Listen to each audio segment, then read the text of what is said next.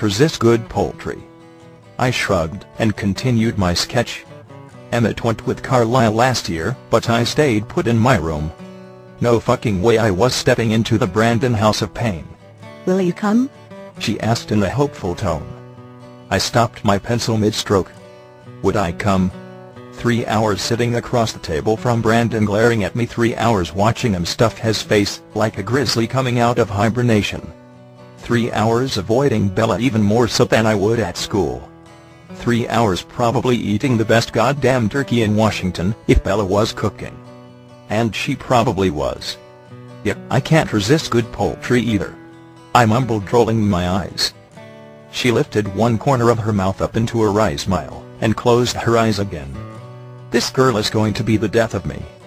Bella left that morning at the same time as usual, sending me a smile and wave as she slipped out to balcony. I hadn't slept much over the weekend. Daddy C only gave me the cold medicine for the daytime, so I was able to stay awake easier. I knew I'd pay for it. Experience told me that when I did get to sleep, it would be long and hard and vivid. After a ridiculously hot shower, I left for school with the bag of cookies my girl made me. A glance at the bag on the way out the door showed me they were Bittersweet Butterscotch. I smiled as I walked towards the Volvo. I always loved those crazy names she gave her cookies. It was so fucking quirky. Jazz was waiting as patient as ever on his curb when I pulled up. I was still doing the sniffling deal, but without all the projectile sneezing. Get my ass sick, and I'm calling Stanley to tell her you need a sponge bath, fucker. Jasper exclaimed as he entered the car, slamming the door behind him. I shuddered and sent him a very pointed look. Not fucking cool. He laughed and put his hands in the air.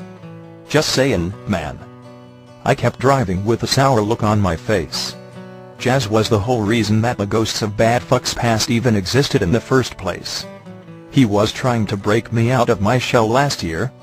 That entire 8-month stretch gave me most of the awful reputation I have in this town. He would find the craziest party possible and drag me to it, offering me up to the local brainless skanks, while they shoved their cleavage and every drug possible into my face. I did plenty of stupid shit thanks to Jazz and his party runs. Like Coke and Stanley and Coke off of Stanley. I was new and impulsive and looking for a good drug to keep me awake. So they happily obliged. As a result, I lost my virginity to Lauren Mallory in the very seat Jasper was currently occupying the first day of sophomore year. It wasn't so bad. Mallory understood it for what it was. Just a fuck. She never spoke to me again, which was good because she had nothing interesting to say anyways. The holies of that situation gave me a very false sense of security when I ended up fucking that sick Stanley bitch in the backseat 5 months later. Needless to say, that entire experience sobered me the fuck up. I never touched the powder again. Or Stanley. And after convincing Jazz that Brandon wouldn't go for the druggy type, he stopped making me go out, opting instead to stay home weekends, praying Rose would have a sleepover. And that was fine by me. I was far more content sitting in my bedroom talking to Bella about nothing and everything all at the same time. She was definitely my new drug of choice.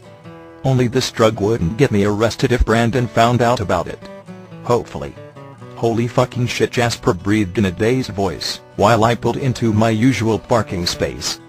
I followed his gaze to Brandon's Porsche, where she was just closing the door after climbing out. My jaw dropped open.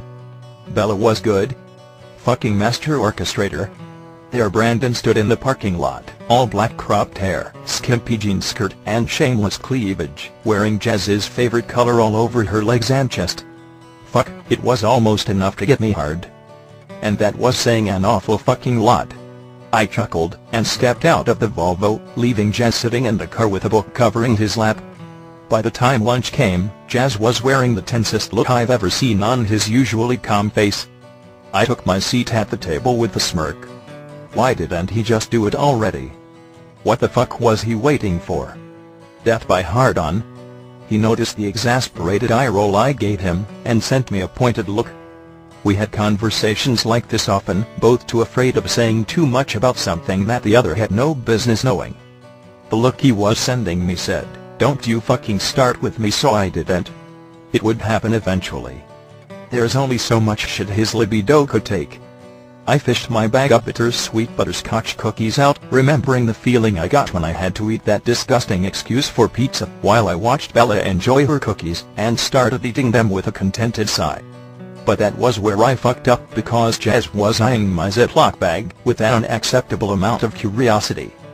He quirked an eyebrow at me, and I stopped chewing. I figured I could leap to him, and tell him as me gave me the cookies, but he'd never believe that shit. So I returned the look he had just given me. Let it go.